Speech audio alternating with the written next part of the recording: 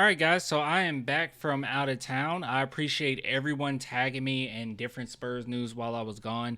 It means the world to me, truly. It truly does mean the world to me. But I'm going to take some time, man, and go through at least 4 topics that I want to discuss with you before Wednesday. I want some nasty. Are we having fun yet? All right, so we definitely got some Spurs news to go over. Now, before we do, please, guys, could you please go subscribe to my second channel, Spurs Invasion. We're already at 1.2K. It was so funny looking through the comments of this first video. So this is a channel where I'm going to be doing more edited content in which, I'm going over whatever topics I want to. Right now, I'm doing a script on Jeremy Sohan, which I'm going to have a lot of fun with that, as you guys know. But if you guys are interested, please go over there. It is so funny looking at the comments because there's people in the comments like, is this Clan? It sounds like Clan.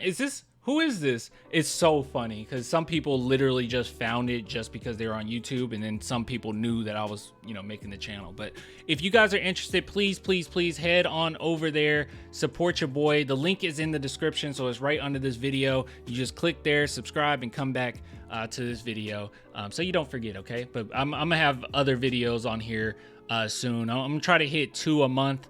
But hey, don't hold me to that. I'm not gonna have a clear schedule. It's gonna be out of passion. Okay, it's gonna be out of passion. So, but yeah, if you guys want to support, please head on over there. All right, so let's go ahead and dive into the first bit of news here. This. I had to make sure this was an NBA Centel. So it says here there are rumblings about the Spurs potentially moving up to the number 1 per the Stein line, I guess. Sarr and Wemby. Sarr widely projected to go number 2 overall to Washington, as we covered here Wednesday, but rumbles about San Antonio interest in jumping from number 4 to number 1 by constructing a trade with the Hawks haven't gone away. So yeah, we went over that already. I think we went live and talked about that briefly. You guys know my opinion on it. I don't think that this is a draft to do any of that. I mean, I'll just be real. I don't think you have to go out of your way to move up. Especially if we're sitting nicely at 4 and you could potentially get Stephon Castle. Not saying Stephon Castle is better than Sarr, right? If we're talking like a better player right now, it's definitely Sarr. But I don't think that there's this massive skill gap in this potential draft between players in the lottery. It's not as big as you would expect in a draft. So I'm not really worried about it. I wouldn't do it. And hopefully this is just smoke and mirrors, and they're not actually doing that. Because that would you're probably going to give a 4-8. I saw someone mention, well, you can give a 4-8 and also a number 1 pick next year. Why would we do that? It's not worth it. I wouldn't do it. But we'll see how things turn out, and if they do, if this is true and they actually do go through with it, maybe it does pan out. But when you have somebody as great as Wemby, you can kind of sit back and do a lot of different things. But piggybacking off of the Alex Sarr potential, moving up to get him news, here's Alex Sarr talking about Wembanyama and basically said he's better than everybody. All right, let's listen. Say something when I say the name of a player better than Victor Wembanyama. Rudy Gobert. Gosh, this is turned down so low. Hold on. You guys probably didn't even hear that. Say something when I say the name of a player better than Victor Wembanyama. No, you can read it, huh? Rudy Gobert. Draymond Green. Chet Holmgren. Bam Adebayo. Yep. Say something. Dang. So he basically said Wemby's better than Rudy Gobert, Draymond Green, Chet Holmgren, which we all agree with, right? I don't think we're crazy. But he's not as good as Bam Adebayo, which that's a tough one. It's like out of respect, because Bam is a great player. I want to say, yeah, that's true. I don't know. I'll let my bias speak. I think this might be part of my bias, but I think Wemby's better than Bam. I don't know. All right, but moving on. So some people have looked at this clip and speculate like, oh, Sarr really wants to play with Wemby. Yeah, it's just a little. I mean, he was asked a question. It was prompted. He didn't sit here and just go on a whole tangent on how Wemby's the GOAT and he would love to play with him. But it's good nonetheless. Somebody said not Bam though. He's not wrong. I agree. This is common knowledge for all those who actually watch games. Well, duh. Not much of a gamble with that statement. He's better than Bam too. Y'all gonna see. He is, but let's not do that. All right, moving on. Now, this is another big chunk of news that I wanted to go over. So the Spurs are showing interest in pairing Donovan Clingan with Victor Wembanyama, and it just goes on. I won't read this whole thing. It just goes on to say that this could potentially be a chess move that the Spurs are making, right? Like, they've interviewed him, they're talking to him, showing some interest, like, oh, we kind of like him, we might take him at 4, trying to force other teams to take him a little bit earlier than they might have expected they needed to or whatnot. So it's a chess move. I don't think the Spurs actually have legitimate interest in Clingan, but if we took this seriously, let me go ahead and say this. I do think that Clingan is a archetype that the Spurs will need. Like, we need someone who can be a backup defensive guy behind Wemby. We know that having that archetype is important. He plays very similar to Jakob Poeltl. If you don't know anything about Clingan, he's like a younger Jakob Poeltl, basically, right? I think that's the most accurate. That's the most accurate statement you can say about him, is that he's very similar to Jakob. So you need this. I just don't think I would take it at 4, right? I think our most pressing need is perimeter defenders, and you can get that whether it be Holland. I know everybody gets angry when I mention Holland for some reason. I don't know why his stock has dropped so substantially. You have Stephon Castle as well, is a player that you can do that with. So there's some guys in this draft that I think that you can go ahead and take early on. I just don't think Clingan is one, and this could potentially just be the Spurs like trying to spook teams so they can get the guy that they actually want.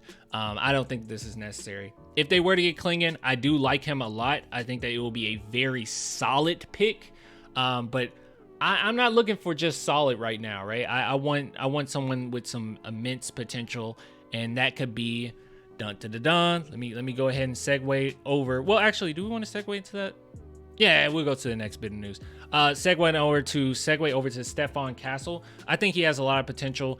Guys, please go support NBA Draft Dude. He does a great job with this thread here, basically highlighting some of the guard skills that he does have, because some people have been pretty unsure on whether or not Stephon Castle can be a point guard in the NBA. We already know that Stephon has actively avoided teams that have point guards, so his camp has made it clear, I do not want to work out for teams or go to a team that has a defined point guard already. So he's very confident in his abilities to play that role. And I'll be real with you, not only do I think that he's the perfect fit for the Spurs, because he's a player that had played in a motion offense, very similar to what it would look like or what his role would look like with the Spurs, high basketball IQ, phenomenal defender, in which that's what you need. But I also think that he has some of the most potential in this draft to be something, because he didn't necessarily get those opportunities at UConn. And if he did get those opportunities to really flesh out all of his skills and be the guy, I mean, he might not have a championship, right? But I think that he could possibly go higher in this draft rather than people having him go to 4 or 5. It could have been higher than that. So I really like him, and I probably should go ahead and say this now. He's at the top of my list as far as guys that I want. We'll go live Tuesday night pre-draft, and I'll go over. We'll make a big board. I'll probably do it together with the chat, honestly. We'll do a big board, but I'm telling you this right now, he's going to be at the top. It's going to be him. It's going to be Buzelis. It's going to be Holland. It's going to be Williams. It's going to be Dilly. He's going to be on there.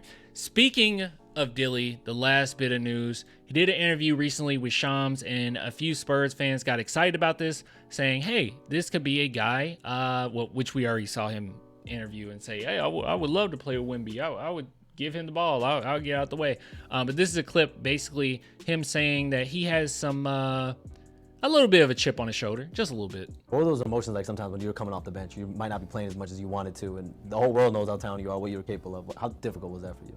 At first it was a little difficult, but over time it's just like you got to grow into it, and you got to play with a chip on your shoulder and play basketball and understand that when you get in the game, you got to perform, and if you don't, you won't get no more time. So that's how I look at it, and I just try to go in the game and do what the coach wants me to do in the time he wants me to do. So I never looked at it as like I'm not as good, or I just looked at it as motivation to go out there and I get to watch the players play before I get to go in. So they be a little tired when I get in. So that's how I looked at it, and I try to keep that same mindset the whole year. I think a lot of people. So he definitely has a chip on his shoulder, but he also doesn't have too big of an ego where he would get angry if Popovich asked anything of him. And you love to see that, right? Very Jeremy Sohan-esque in that way. Look at you, teams otherwise look at you as a guy that in this draft, you think about star power, you think about flair, you're a guy that can bring some of that.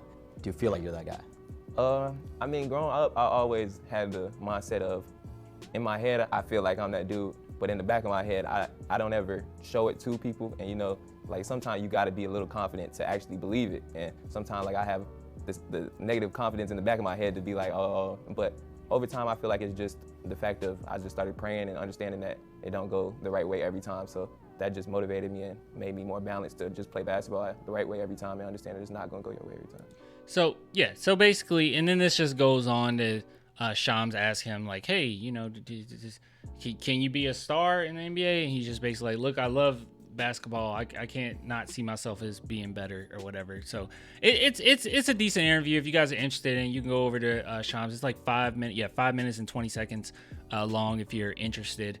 My takeaway from this is, yeah, he's who I thought he was. He seems like he has a good head on his shoulders. You know, anything that I'm worried about when it comes to Dillingham, it really does come down to that defense. I saw somebody comment the other day and they were like, oh man, you really don't know what you're talking about when it comes to his defense. He's a really great defender. And I'm like, I don't know what you're talking about. Now he can get some steals, don't get me wrong. Like he has pretty quick hands at times, but Dillingham often gets beat. He's undersized. And some of the things are out of his control and some things are in his control that he can be a better defender, but he's often beat. And as far as guys that he can guard, he's pretty limited, right? He's not going to be somebody that you want to switch very often. He's, like I said, undersized, so maybe he could benefit, you know, on the defensive side if he's guarding someone that's just kind of stay in the corner, someone that's more stationary. But for the most part, we're not going to be seeing him on small forwards or even shooting guards at that. But like I said, when you have somebody like Wemby, it really does help you hide some of those flaws that your team has. But most importantly, what the Spurs need, I think, are some more defenders that could potentially develop into something greater. Ain't that right? Ain't that right, Kawhi? Can you guys see Kawhi? You can see him a little bit. You can see him a little bit. All right, well, that's all I really have. So, you know, none of it was bad news. You know, all of it's pretty, you know, decent news or things that we would expect, right? Like I expect the Spurs to play a little, you know, some mind games. I expect the Spurs to explore the possibility of you know, moving around, and I expect all of this. Now, as far as will this come to flourish, I don't know. I don't know. But what I do know is right now I got my sights set on Stephon Castle, and the perfect draft, which isn't going to be possible, I don't think, is getting Stephon Castle and then getting Modest Buzelis or Ron Holland. I think that will be incredible. And right now where Ron Holland's sitting in mock drafts, it might be, maybe, possibly. And I know some people also want Devin Carter, and I'm not mad at that at all either. So if you're a Devin Carter fan, I'm not angry with that. Just as long as we get who we need at 4, I'm cool with, you know, taking. It's not even really much of a chance you're taking on him. It's just that he's not a player that has high potential or high ceiling due to his age and everything. But it'll be fine. It's fine. Anyways, I'll give it to you guys later. That's all I really have to say. Please subscribe to Spurs Invasion, okay? Spurs Invasion, we got a video up. If you guys want to go check it out, please go do that. We're already at 7.5K views on it. What the heck? I guess you guys really like edited content. I actually got upset making this because once I uploaded it and it was good to go, I looked through and I was like, wait, one of the editing things messed up. So I'm still working on it. You know, it's a learning progress, but my next video will be much better. So if you guys are interested, please go subscribe to it. Anyways, get with you guys later. Till next time. Bye.